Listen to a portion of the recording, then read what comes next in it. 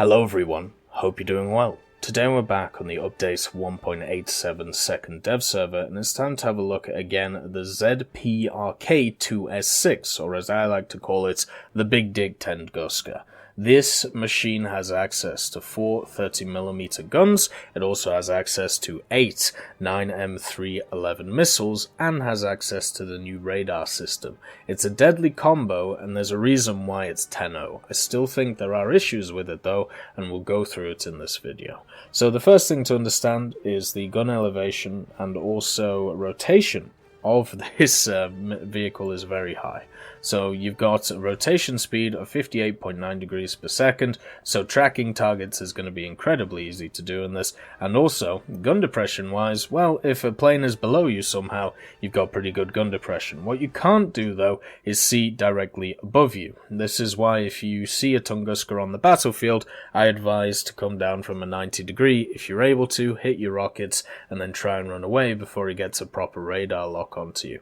On top of this, these guns, 4 of them, have an ammo capacity of 1,936 rounds, and what has not changed from the first dev server is that this thing has absolutely no armor on it. So the issue that this is going to have is if there are multiple targets in the air, is it going to be able to deal with them, or is it going to get overwhelmed and annihilated? If there's a single target, of course it can kill it without a real issue. The problem is going to be if there's more than one, and if somebody can hit you with an ATGM or missile from far away before you seeing it. So, 9mm of armor on the hull, then on the turret you have another 9mm all the way around. This top bit isn't modeled, so it looks like you can't shoot this.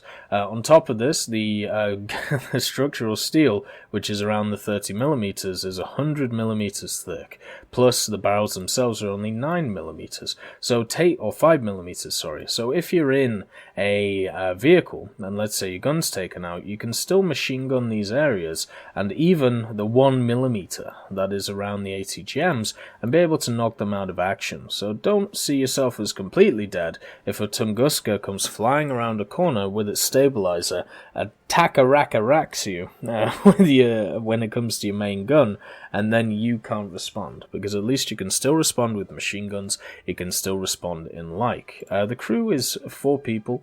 You've got 1 lad at the bottom here, and then you've got a commander, gunner, and loader in the top. The main thing to understand, though, is you can either shoot the turret and take these guys out, or because it has 9mm worth of armor, you can shoot the back, hit the engine, and then the transmission or the fuel tank, and it will also take out this vehicle. It will count as a critical hit, and therefore it will hull break the Tunguska. Hopefully that is exactly how it works in game, and we have no funny business with it. On top of this, the armor penetration on the guns is quite interesting. So one of the issues I have personally voiced a problem with in the past is HVAP belts and APDS belts coming out of AA vehicles, because then they turn into tank killers as well. Thankfully for the Tunguska, you get a default belt which is Heavy and APT, and then you have HE along with AP, and then the AP belt is mainly AP along with some Heavy. So overall, the max you can do is 64mm worth of penetration. This will mean you can go through the side of the majority of top tier MBTs, or you can go through the back of the majority of top tier MBTs, and they've also reduced the size of the 9M311. Before, I believe it was 762mm, meaning that it was overmatching specific vehicles, but now it's down to 76.2. Also, as you can see, it pens 41mm, so not a ton, and it has a semi-automatic guidance system. We'll go through how it works when we're in the test drive for you. Explosive mass is 3 kilos. This thing is obviously designed for taking out aircraft, and unlike last dev server, not taking out ground vehicles. So let's have a look at the customization on this thing. You have the standard camo, then you got the tricolor, which is nice, then you got the desert camo, the bicolor desert camo, the deforming desert camo, deforming forest camo, deforming winter camo, the Finnish summer camo, and of course the deforming tricolor. So those are the main things that you can get. I think we'll just go for a desert one right now, just to kind of show it off. And we'll go through how the radar works for you if you didn't see the other video, and also its capabilities against tanks, just for that. Also, it is powered by a 710 horsepower engine, so it's not as beefy as a lot of the other Tenno vehicles, but then again, it's not as heavy. 34.6 tons puts it at the lightest Tenno vehicle that I believe we have right now. Yeah, I think it is the lightest. So yeah, it's I mean, it's not an MBT. Also, 2 plane gun stabilizer on the 30s, and the fire rate on them is just ridiculous at 2,000 shots per minute. So let's get into a test drive. I'll bring along APT just to show its tank killing capabilities. I'm sure you've seen it many times annihilate millions of planes around the place, so I think now it is time to show it. Ooh, so they've changed the radar system already? Let's see, can we track this dude? There we go. And rat-a-tat. Let's see. Lovely. So because it's AP, it's a little bit harder to do. But you can see that they've changed the tracking system, so it's actually... Ooh, that's cool. It actually shows the thing. Oh, this is lovely. Wow. Oh, that's awesome. I'm loving that. So the tracking system's looking good, I think is the best way of putting it. And let's test out some of its capabilities. So we'll actually restart. One of the problems I'm having with the Tunguska, let's see if we can target this, there we go, is when this is going past, so there's the dead zone, right? You can see the dead zone that the Tunguska has. It automatically tracks, like I'm not touching the keyboard now apart from to line it up, as you can see. So we fire a missile, and I don't know why I fired it there. So let's try again. Right, so we're firing a missile at this, right? So we aim just ahead of it, fire the missile, let's see how well it tracks. You can see how well it tracks, but unfortunately it goes behind the individual that we're firing at. Also, it still shows you the distance and the difference in velocity, which I think are really cool things. You know, I think it's a lovely thing to have in the game. Now, unfortunately, we lost tracking there, but we're back now. So the distance is around 3,000 meters. So let's just fire the guns. Let's see if we can hit from just sat here. We did hit.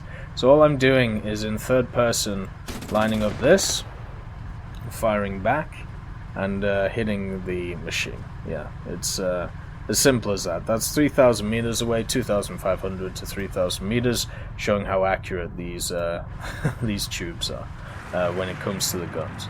But I am very happy that we have this radar thing in now. I'm trying to push it back so it looks kind of symmetrical, but I keep screwing up. The main thing, though, that a lot of people on the first dev server got interested in was the tank killing capabilities that this machine had. And what was happening is stuff like that, where what you would do is you would pretty much just smash them against the vehicle, and some of them, such as that Leopard, it would blow up, but others, of course, it wouldn't. And since this is a Tenno vehicle, it's going to mainly go up against, well, it's going to only really come up against 9.0s to 10.0s, so it is much better to test these ATGM killing capabilities on those machines. So against that Abrams, I'm sure you can put it in the turret ring, right? I'm sure that you can put it in the cupola, but let's try on a turret cheek. Also, these things are incredibly fast for what they are, which is impressive. They're useful for taking out tracks. They're also useful for taking out stuff such as cannon breaches as well. But I don't think they're going to be the tank-killing missiles that people think they are. And that's completely fine, you know, that's just a general thing. A lot of people think that HE on Soviet tanks is really good, and it is. But the question is, why do you take it over the pre-existing APF SDS? The only reason you do it is either for cost, which doesn't really come into account for the majority of people, or you take it because you want to meme on people, or because you want to shoot at specific areas of their vehicle. So here's an M1 Abrams. Let's lower plate. Nothing. Let's turret cheek. Nothing. And then let's ring. and the ring hits it. The problem is, for every vehicle at top tier now, they have an artificial weak spot on the turret ring. So the Abrams is no different. We just saw it there, and this, I think, is a negative thing. Even the Leopard, right? The Leopard 2A5 that is on the dev server right now is looking to be one of the strongest vehicles that has ever been added to War Thunder. But it still has that wonderful turret ring which you can just shoot through and annihilate the whole thing. So it's one of those unfortunate things. When it comes to the Tunguska though, I can definitely see it being used in the way to destroy frame rates of people. I can also see it being used as a pseudo tank killer because of the 80 gem capabilities. I just don't think they're as good as people are saying. I think what we're going to end up with them is every once in a while you get a really good highlight of being able to annihilate the tank in front of you by either hitting the cupola on stuff such as the M60 Rise, you know, this big thing up here, or what's going to happen instead is you're going to shoot and nothing's going to happen, and unfortunately you're going to have a bad day at the office. I mean, even with the AP, we are penning the side of this, and the only thing that is stopping me is the fact that we don't have a ton of ammo. So overall, like, the tank killing is there for this thing, right? It is available for it. It is available for it. You don't really need to use the you don't need to use the 80 gems to be able to do it. Instead, you could just use the 30s. Now that hit the ERA, and that also hit the ERA, showing that it isn't just a simple point and shoot on these things. Now there's another hit on an MBT. You can see it's not just killing it from this range. We've set it on fire because the MBT doesn't have a lot of armor behind it. And if we look at a Chieftain Mark 10, maybe if we squeeze one into the low glacis there, nope. You can see that the majority of mediums and the majority of MBTs are going to be able to resist these things, you know, and they're just going to get tracked, or they're just going to have their barrels knocked out. And at the end of it, you only have 9mm worth of armor. And if you are on your Soviet team, and it is just a Soviet team, you're going to want to focus on all of the helicopters and all of the stuff coming in. We'll do some more tests on the Tunguska later on, but I was not impressed by the fact that when we tested on the first dev server, the guns and also the 80 gems did not extend far enough when it came to it. Instead, what happened was you had a situation where the guns disappeared at 3 kilometers out, and the 80 gems disappeared at 4 kilometers. Now this is not good enough for something that is supposed to be designed for dealing with helicopters. Let's just see if I can just do it here. What I'm basically trying to do is work out how easy it is to do this by lining them up third person instead of going in and properly doing it. It seems like around about when they're pushing away, it is definitely harder to shoot. So if we shoot in this area here, also the Tunguska can just keep firing and until it runs out of ammunition. So that is something, but you can see it did range them out there, so it hit at around about 3 kilometers. But once again, these shells are disappearing around that range, so you're gonna get outranged by helicopters. And these are mainly the AP shells, right? That is my issue with this. Maybe with the AP, maybe it'll go a little bit longer, but I'm just hoping that this thing will be able to deal with stuff going forward. Otherwise, helicopters will still be an issue, and there will not be a counter on the ground to them, and we'll have to rely on AA machines. We'll have to rely on planes, which will get countered by AA machines. I love the fact that the Tunguska has been added. I like the fact that it brings along a bunch of new mechanics. I just don't think it's the savior that a lot of people think when it comes to top tier. It is very good. It is definitely in that top echelon of AA. But I'm not sure it counters what people want it to counter, which is the helicopters. I hope you all have a wonderful day, and I'll see you next time.